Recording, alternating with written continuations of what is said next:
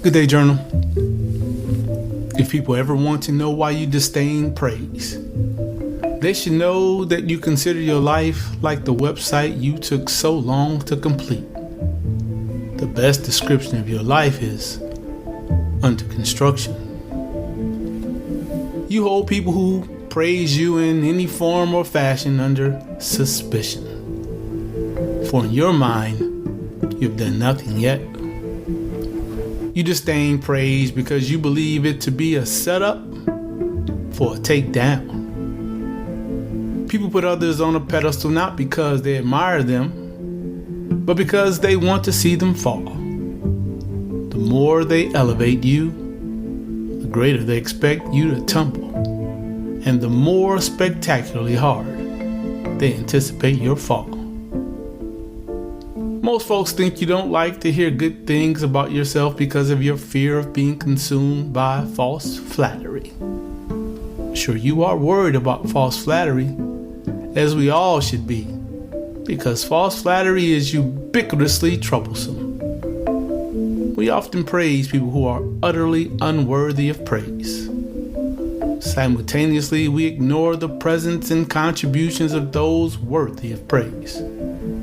As such, you would prefer no mention at all.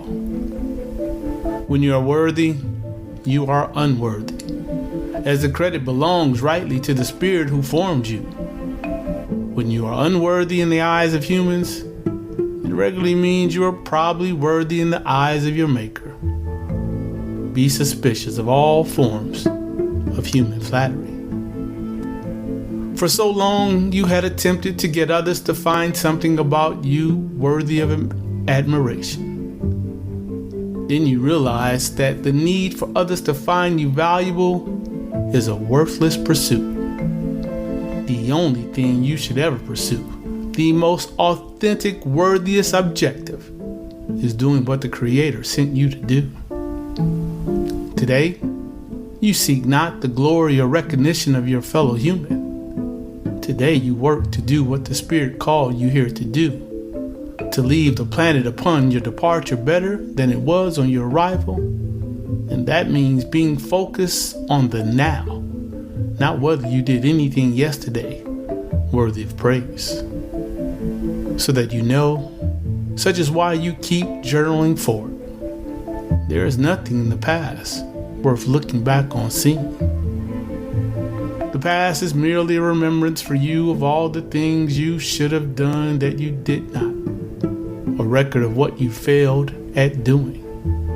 That's all the past means to you.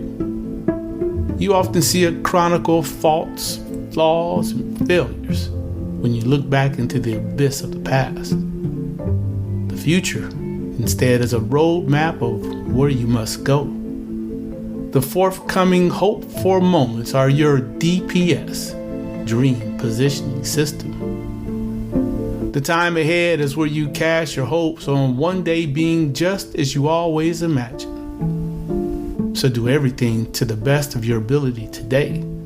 That way, you will live your life just as you always imagined.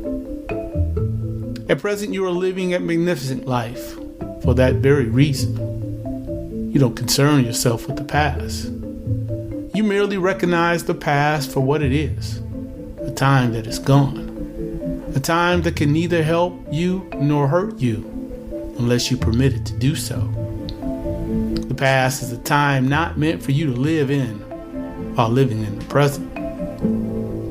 The past is for other people to give pause when you are gone. When you've passed on from this life, the world can assess your past life.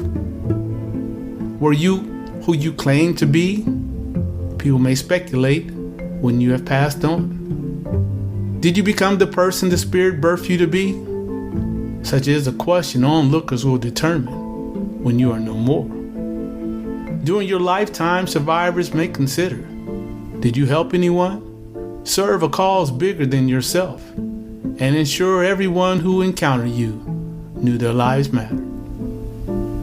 That's why your life is under construction. Each day you are saddled with helping others, serving the most significant cause you may serve, and making sure those folks mainly the least of us, know that our lives matter. That's your call each day. I want to tell you that is what you did yesterday is mostly meaningless.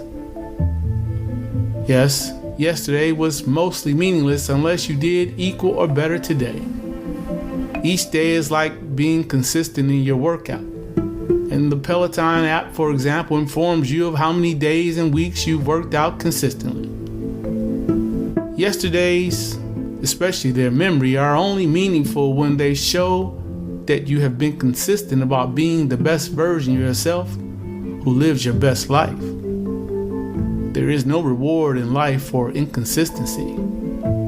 Consistency in living up to those two great commandments, loving our Creator with all our hearts, souls, and minds, and loving our neighbors as ourselves, is the most critical thing you can do daily. You are under construction again today. Your mind, body, and soul are under construction. Can your mental approach to life be as good, if not better, than yesterday? Can you improve your health so that your body is tight and right, more muscular and leaner than all previous days? Can you be a kind soul to all you meet? Will you continue to improve and grow every day? Will you accept the challenge to remain as one always under construction? Under construction, you shall remain until you are no more. Under construction because there shall always be room for you to improve. You can get better. You must get better. Again, resist resting on your laurels. Past best-selling award-winning books are great, but they are in the past. Previous acknowledgments as a global public intellectual are phenomenal, but like the award-winning books, they are in the past. The compensation, the fame and fortune from yesterday is just yesterday's fame and fortune. The wealth and privilege generated from yesterday belongs to yesterday. Today is a new day, and it must create fame and fortune for itself. The moments known as now must make its wealth and privilege immediately. To do what the divine delivered you onto this planet to accomplish, you must take this moment to keep building your life to be just as you always imagined. To be who you want to be and to live up to your unlimited God-given potential, you must accept that you are forever under construction. Reflect and write. It is time to focus on the now. It is time to stop dwelling on the past. It is time to activate your DPS, Dream Positioning System, so you can live your life just as you always imagined. I want to ask you one question for reflection. Are you dwelling in the past, or are you dreaming about what is ahead? What exactly are your hopes? Okay, maybe that's two reflection questions. What are your dreams for the life you always imagined? Okay, another question. It is time to stop fretting about past failures, losses, and mistakes. Instead, we can all shift our gaze to the hope of the future. We can direct our efforts towards being who we were created to be.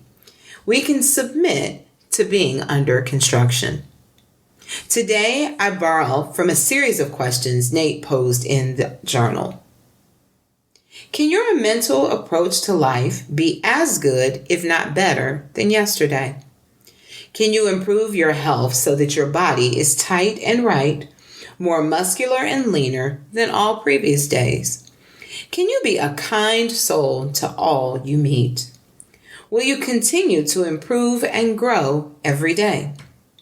Will you accept the challenge to remain as one always under construction? If you answered yes, then you are ready to act, ready to move forward and toward your best life. So now act. Like Nate, each of us is forever under construction. So today, identify one thing you will improve on your mind, body, and soul. Share the improvements you identified today with someone you trust, who won't offer false flattery, but instead will call you out when you begin to rest on your laurels. Now, remain under construction and journey forward.